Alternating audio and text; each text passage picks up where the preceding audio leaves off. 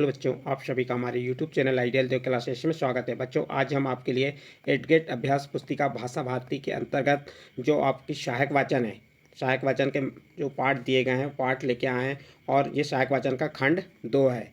आपकी भाषा भारती के आखिरी में ही ये पाठों को, सहायक वाचन पाठों को जोड़ा गया है। इसमें 3 खंड है, खंड 1, खंड 2, खंड 3। आपको खंड 1 के वीडियो बना के हम डाल चुके हैं, उसे 2 भाग में बांटे हैं।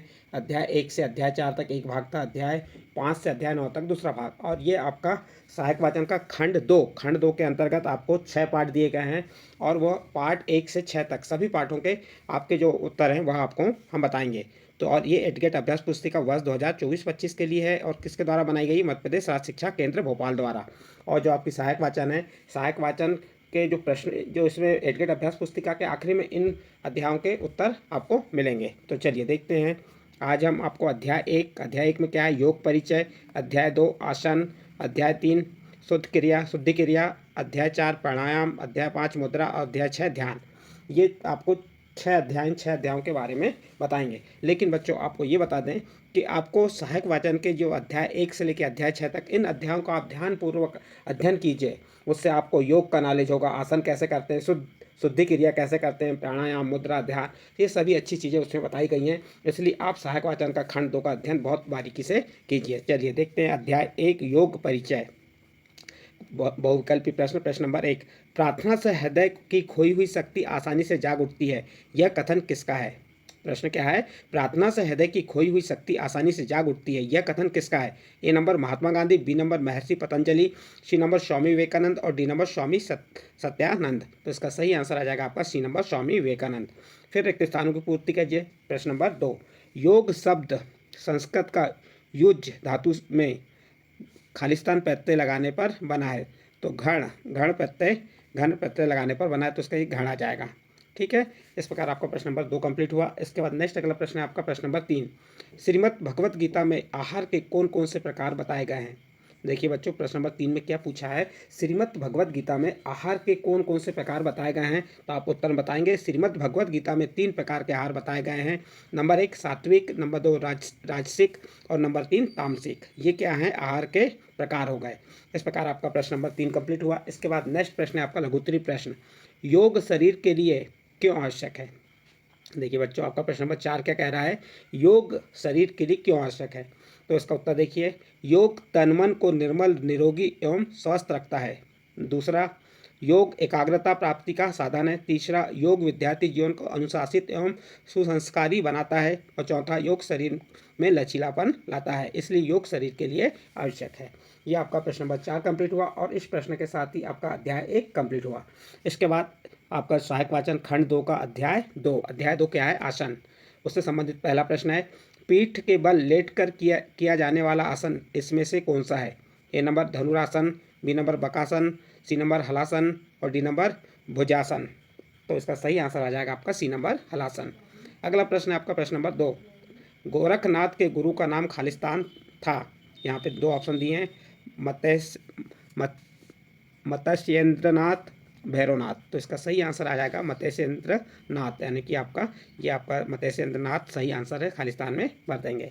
इसके बाद नेक्स्ट अगला प्रश्न है आपका प्रश्न नंबर 3, शवासन के लाभ लिखिए। देखिए बच्चों, आपको शवासन से क्या लाभ है वह लिखना है। तो उसके लाभ है, नंबर 1 शारीरिक मानसिक थकान दूर होती है। शवासन आसन से क्या होती है? शवासन से शारीरिक और मानसिक थकान दूर होती है। दूसरा, रक्तचाप की गति को सामान्य करता है। अनिद्रा तनाव दूर करता है। ये श्वासन के लाभ हो गए। फिर इसके बाद नेक्स्ट प्रश्न है आपका प्रश्न नंबर 5, पेट के बल लेटकर किए जाने वाले आसनों के नाम लिखिए। तो देखिए, पेट के बल लेटकर किए जाने वाले आसनों के नाम, नंबर 1 मकरासन, नंबर 2 शलभासन, नंबर 3 धनुरासन और नंबर 4 भुजा आसन। इस प्रकार से आपका प्रश्न नंबर 4 का उत्तर कंप्लीट हुआ। इसके बाद नेक्स्ट अगला प्रश्न आता है आपका प्रश्न नंबर 5 और एक ऐसा प्रश्न है आपका लघुत्तरी प्रश्न है, सर्पासन की विधि लिखिए। उत्तर देखिए, इसकी जो सर्पासन है उसकी विधि क्या है? तो पहले विधि देखिए, नंबर 1 हथेलियों को कंधों के बगल में जमीन पर स्थापित करें। फिर उसके बाद श्वास भरते हुए नाभि तक धड़ को हाथों के बल ऊपर उठाएं। फिर उसके बाद ऊपर की ओर देखते हुए क्षमता अनुसार रुकें, श्वास सामान्य करें। फिर उसके बाद श्वास छोड़ते हुए पहले जैसी स्थिति में पेट के बल लेट जाएं। इसे 3 से 5 बार करें। तो ये आपका प्रश्न नंबर 5 का उत्तर कंप्लीट हुआ। इसके बाद नेक्स्ट, ये आपका अध्याय 2 भी कंप्लीट हो गया। इसके बाद अगला अध्याय आएगा अध्याय 3। अध्याय 3 में क्या है, शुद्धि क्रिया षष्ठ कर्म। देखिए बहुविकल्पी प्रश्न। प्रश्न नंबर 1, नासिका प्रदेश के शुद्धिकरण की क्रिया कौन सी है? ए नंबर नौली क्रिया, बी नंबर कपाल क्रिया, सी नंबर नेति क्रिया और डी नंबर बस्ती क्रिया। तो इसका सही आंसर आ जाएगा आपका सी नंबर नेति क्रिया। अगला प्रश्न है आपका प्रश्न नंबर 2, शरीर शुद्धि की क्रिया को खालिस्तान कहते हैं। तो इसका खालिस्तान में आ जाएगा षष्ठ कर्म या टाटक। तो इसका सही आंसर आ जाएगा षष्ठ कर्म। यहाँ खालिस्तान क्या लिख देंगे, षष्ठ कर्म। इसके बाद नेक्स्ट अगला प्रश्न है आपका प्रश्न नंबर 3। और कैसा प्रश्न है? अति लघु उत्तरीय प्रश्न है। जल नीति के लिए आवश्यक सामग्री के नाम लिखिए।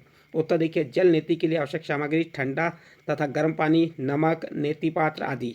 ये क्या हो गया, जल नीति की आवश्यक सामग्री हो गई। आपका प्रश्न नंबर 3 का उत्तर कंप्लीट हुआ। इसके बाद प्रश्न नंबर 4, और किस प्रकार का प्रश्न है, ये लघुत्तरीय प्रश्न है। इसमें प्रश्न नंबर 4 में क्या कहा है, त्राटक क्रिया किससे कहते हैं, इसमें किस सामग्री की आवश्यकता होती है? तो उत्तर देखिए, ओम अथवा इष्ट देव या दीपक की लो आदि पर अपलक देखना, मन की गति को रोक देना, मन को रोक देना, मन की एकाग्रता करना त्राटक कहलाता है। इसमें आधार, घी का दीपक, आसन, माथा धोने के लिए ठंडा जल आदि ये आवश्यक सामग्री होगी। इस प्रकार से आप प्रश्न नंबर 4 का उत्तर लिख सकते हैं। और इस प्रश्न के साथ ही आपका अध्याय 3 कंप्लीट हुआ। इसके बाद नेक्स्ट है आपका अध्याय 4। अध्याय 4 में क्या दिया है, प्राणायाम। बहुविकल्पी प्रश्न। प्रश्न नंबर 1, प्राणायाम की क्रिया मुख्य रूप से किस अंग से निष्पादित होती है? ए नंबर कर्ण से, बी नंबर नासिक से, सी नंबर नेत्र से और डी नंबर हस्त से। तो इसका सही आंसर आ जाएगा बी नंबर नासिक से। नेक्स्ट प्रश्न नंबर 2, प्राणायाम में श्वसन को रोकना खालिस्तान कहलाता है, आसन या कुंभक? तो इसका सही आंसर आ जाएगा कुंभक। प्राणायाम में श्वास का रोकना कुंभक कहलाता है। इसके बाद नेक्स्ट अगला प्रश्न है आपका प्रश्न नंबर 3, भस्त्रिका प्राणायाम की क्या विशेषता है? तो आप उत्तर बता देंगे।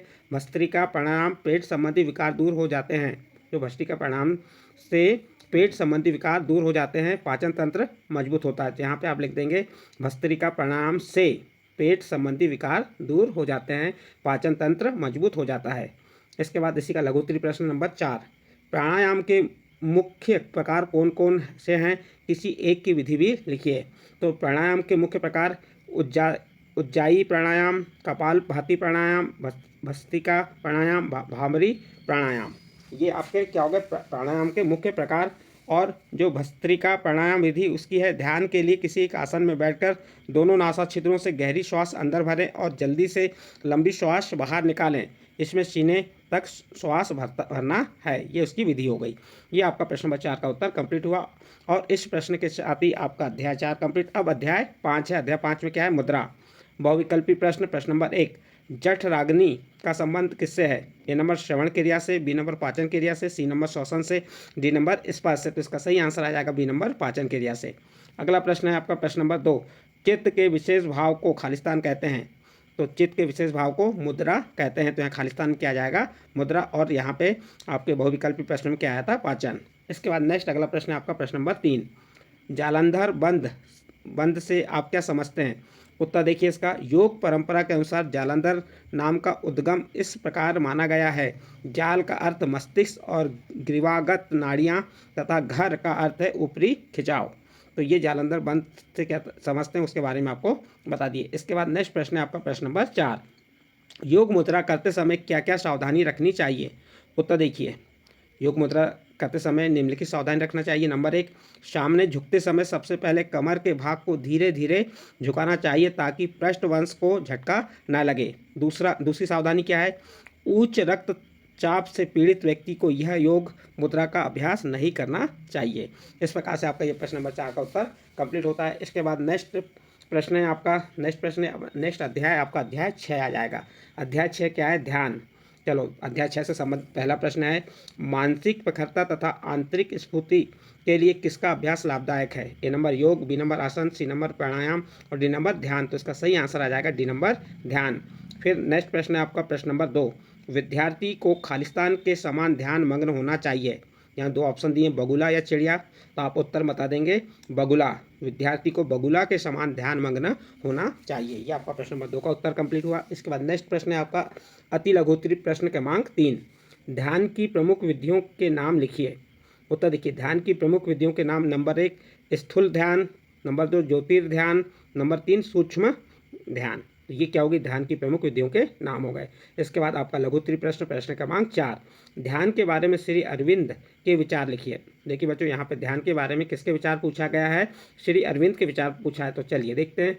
श्री अरविंद के अनुसार ध्यान शब्द का अर्थ मन को एक ही श्रेणी के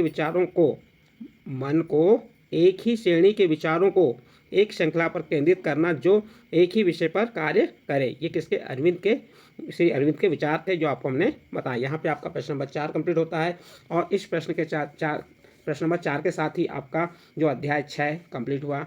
बच्चों, आज हम आपको कक्षा 8वीं विषय कौन सा, आपका सहायक वाचन के अंतर्गत सहायक वाचन का खंड 2 में क्या है, पार्ट 1 से पार्ट 6 तक के जो प्रश्न दिए गए थे, उन प्रश्नों के उत्तर आपको बताए। यदि आपको इन प्रश्नों के उत्तर अच्छे लगे हों तो आप हमारे चैनल आईटीएल देव क्लासेस को सब्सक्राइब कीजिए, लाइक कीजिए और इस वीडियो को अन्य ग्रुप में शेयर जरूर कीजिए।